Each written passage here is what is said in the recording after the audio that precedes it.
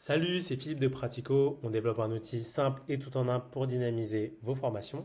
Et je vous fais cette petite vidéo pour vous montrer comment ça marche. Alors, Pratico, c'est autant utilisable en visio qu'en présentiel.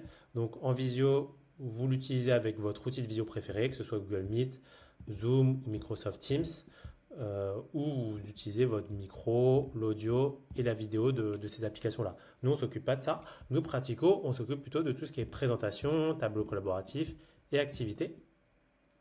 Et pour se connecter sur Pratico, c'est très simple, on a tout ce qu'il faut. Il suffit de cliquer sur ce bouton-là qui permet de copier le lien et vous avez juste à le coller par exemple sur le chat de votre visio. Donc les apprenants se connectent et ils suivent en synchronisation sur l'application web Pratico. Donc tout ce que vous présentez se trouve là et donc il n'y a pas besoin de partage d'écran. Ce qui vous permet d'ailleurs d'avoir un peu plus d'intimité sur ce que vous pouvez afficher. En présentiel, on a aussi ce qu'il faut pour se connecter. Donc déjà, les gens qui sont dans la salle peuvent se connecter à travers ce lien-là.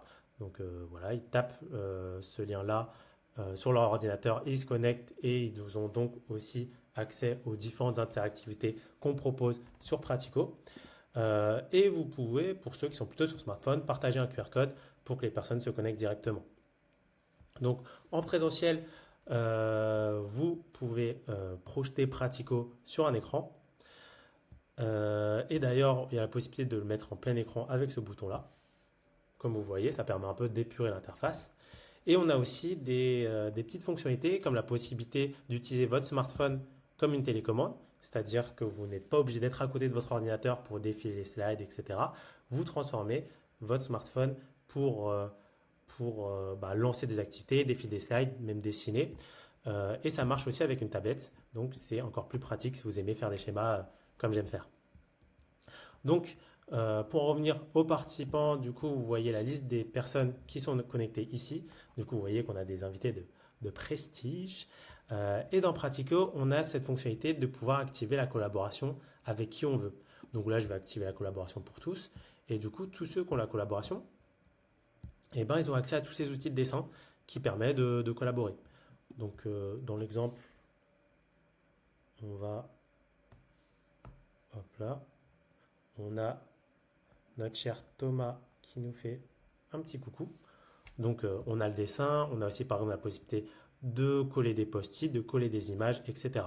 Et du coup, on peut imaginer des activités collaboratives autour de ça, comme par exemple un brainstorming où chacun peut proposer sa petite idée, donc très classique, et d'autres, par exemple un icebreaker.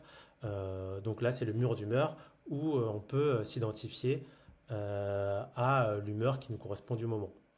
Donc voilà le genre d'exemple. Bien sûr, à tout moment, vous pouvez faire une page blanche si vous laisser libre cours à votre imagination.